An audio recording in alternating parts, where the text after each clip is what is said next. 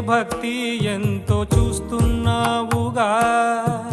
ఆకలితో చెయ్యే చాచి వస్తే తన చేతుల్లోని ఆహారం పంచే చేయి చూస్తున్నావుగా.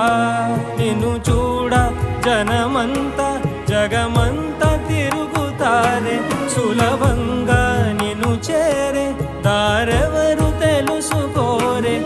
అలంకారం అసలు లేని, అహంకారం అన్నది లేని, ఏ కళ్ళ కపటం కానరాని మనసుల్లో నువ్వే కలిసా నిన్నే నిన్నే మరిచా.